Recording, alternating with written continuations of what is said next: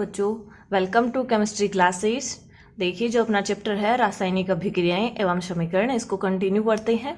आज हम रिएक्शन का टाइप पढ़ेंगे विस्थापन अभिक्रिया। तो देखिए लास्ट क्लास के अंदर हमने अभिक्रियाएं पढ़ी थी संयोजन अभिक्रियाएं, और सेकंड नंबर पे हमने पढ़ी थी वियोजन अभिक्रियाएं, और थर्ड नंबर पे अपनी रिएक्शन आती है विस्थापन अभिक्रिया या डिस्प्लेसमेंट रिएक्शन। तो देखिए क्या होती हैं ये डिस्प्लेसमेंट रिएक्शन। ऐसी रासायनिक अभिक्रिया जिसमें एक अभिकारक के परमाणु या परमाणु समूह का दूसरे अभिकारक के परमाणु या परमाणु समूह से विस्थापन हो जाता है, विस्थापन अभिक्रियाएं कहलाती हैं। आराम से समझिए, देखिए अपन उदाहरण लेके चलते हैं, बहुत अच्छे से समझ में आएगा। CuSO4 plus Zn gives ZnSO4 plus Cu। तो अब यहाँ पर इस अभिक्रिया में देखिए कि विस्थापन का क्या मीन्स होता है। ये जो इसमें ये दो क्या है, अभिकारक हैं। अब देखिए ये जो CuSO4 है इसके अंदर क्या हुआ है, अपन ने देखा है कि परमाणु या परमाणु समूह का दूसरे अभिकारक के परमाणु या परमाणु समूह से विस्थापन होता है। तो देखिए ये दो अभिकारक है और इसके अंदर ये जो कॉपर है इसको विस्थापित कर रहा है ये जिंक, ठीक है, और क्या बना रहा है, जिंक सल्फेट बना रहा है, और ये अपना कॉपर है। यानी एक जो अभिकारक है वो दूसरे अभिकारक जो है उससे परमाणु या परमाणु समूह को क्या कर रहा है, डिस्प्लेस कर रहा है, विस्थापित कर रहा है। तो ऐसी अभिक्रिया क्या कहलाती हैं, विस्थापन अभिक्रिया कहलाती हैं। अब देखिए ये विस्थापित क्यों करते हैं, इनके पास ऐसी क्या पावर होती है कि ये उसको विस्थापित कर सकते हैं। तो जो मोर रिएक्टिव या मोर जो अभिक्रियाशील जो धातुएं होती हैं वो क्या करते हैं, कम क्रियाशील धातु को उसके सॉल्यूशन से विस्थापित कर सकती हैं, और इस वजह से ही अपने विस्थापन अभिक्रियाएं होते हैं। तो देखिए ये जो है अपना कॉपर सल्फेट सॉल्यूशन, इसको अपन क्या नाम देंगे, कॉपर सल्फेट। ये अपनी जिंक मेटल है, इन दोनों से क्या बन रहा है, जिंक सल्फेट बन रहा है और कॉपर धातु हमें मिल रही है। तो इस अभिक्रिया के अंदर क्या है, ये जो जिंक है ये मोस्ट रिएक्टिव है। मोस्ट रिएक्टिव होने की वजह से ये जो कॉपर सल्फेट का सॉल्यूशन है इससे कॉपर को विस्थापित कर देगी और खुद ये सॉल्यूशन बना लेगी और कॉपर को बेचारे को अकेला कर देगी। ये अपने विस्थापन अभिक्रियाएं होती हैं। और इस अभिक्रिया के अंदर होता क्या है कि जो मोस्ट रिएक्टिव होती हैं धातुएं वो लिस्ट रिएक्टिव या कम अभिक्रियाशील धातुओं को विस्थापित कर सकती हैं। इसके लिए देखिए अब अपन को कैसे पता चलेगा कि कौन सी धातुएं मोस्ट रिएक्टिव हैं, कौन सी लिस्ट रिएक्टिव है, इसकी श्रेणी हम यहाँ डिस्कस करेंगे। देखिए कुछ एग्जाम्पल हम और देख लेते हैं पहले। जैसे देखिए सेकंड एग्जाम्पल अपना ये है, iron solid plus copper sulphate solution gives FeSO4 aqueous plus Cu solid. इनके नाम लिख लेते हैं। ये अपना क्या है, आयरन है, ये कॉपर सल्फेट का सॉल्यूशन है। क्या मिल रहा है हमें, आयरन सल्फेट या आयरन सल्फेट प्लस कॉपर मिल रहा है।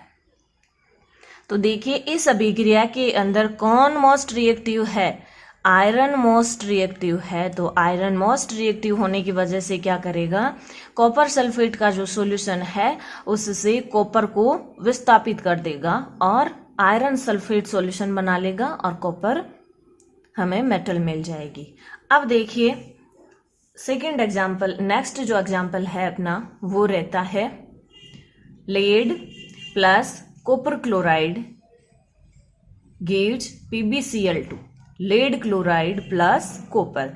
इसके अंदर लेड है वो मोस्ट रिएक्टिव है और वो कॉपर सल्फेट के ये कॉपर क्लोराइड के सॉल्यूशन से कॉपर को विस्थापित कर देगी और लेड क्लोराइड और कॉपर मेटल हमें मिल जाएगी।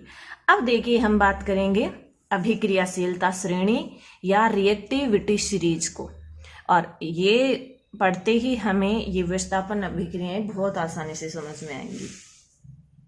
तो देखिए ये जो रिएक्टिविटी सीरीज होती है ये बहुत इंपॉर्टेंट है, अपने आगे के चैप्टर में भी अपने काम में आएगी, या अभिक्रियाशीलता श्रेणी। तो देखिए इसके अंदर जो मेटल ऊपर की तरफ प्रेजेंट होती हैं वो मोस्ट रिएक्टिव होती हैं, और जो नीचे की तरफ प्रेजेंट होती हैं वो लीस्ट रिएक्टिव होती हैं। अब देखिए सबसे पहले अपना है सिंबल है कि नेम है इसका पोटेशियम, ये sodium, calcium, magnesium, aluminium, zinc, iron, lead, hydrogen, copper, mercury, silver, और लास्ट में है अपना गोल्ड। यानी गोल्ड क्या है, सबसे कम रिएक्टिव है, और जो पोटेशियम है वो मोस्ट रिएक्टिव मेटल है। अब ये जो अपन ट्रिक पढ़ेंगे एक, वो ट्रिक है इनके सिंबल पे बेस है, इसलिए आप इन सिंबल को ध्यान में रखोगे इनके। और तो देखिए हम किस तरह से इनकी ट्रिक देखेंगे कि कहो ना कार मिलेगी अल्ट्रो जेन फरारी, पब्लिक हैरान क्यों होगी सिल्वर ओडी। इससे हमें ये रिएक्टिविटी सीरीज बहुत अच्छे से याद हो जाएगी। तो देखिए कहो मीन्स के पोटेशियम हो जाएगा, ना Na सोडियम, कार से Ca कैल्शियम, मिलेगी Mg magnesium, Alto Al aluminium, Zen Zn zinc, Ferrari Fe iron, public lead PB से पब्लिक, और ये अपना नेम हो जाएगा लेड, हैरान मतलब हाइड्रोजन, Cu कॉपर, होगी Hg mercury, silver Ag, Audi Au, ये जो Au है ये अपना गोल्ड सोने का प्रतीक है। ठीक है, तो इस जो ये ट्रिक है इससे हमें अच्छे से याद हो जाएगी, कहो ना कार मिलेगी अल्टो जेन फरारी, पब्लिक हैरान क्यों होगी सिल्वर ओडी। तो देखिए हमें कैसे पता चलेगा, ये जो नीचे मेटल प्रेजेंट होती हैं वो अपने से ऊपर जो प्रेजेंट मेटल है उनको विस्थापित नहीं कर पाएंगी। क्यों?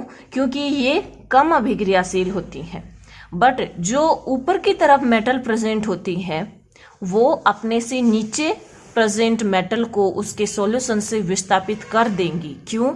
क्योंकि ऊपर की तरफ प्रेजेंट धातुएं हैं वो मोस्ट रिएक्टिव होती हैं। जैसे देखिए हमने फर्स्ट एग्जांपल किसका देखा था, कॉपर सल्फेट एंड जिंक, यानी कॉपर और जिंक धातुओं को देखिए, ये अपना कॉपर है, जिंक कहाँ पर है, ये रहा।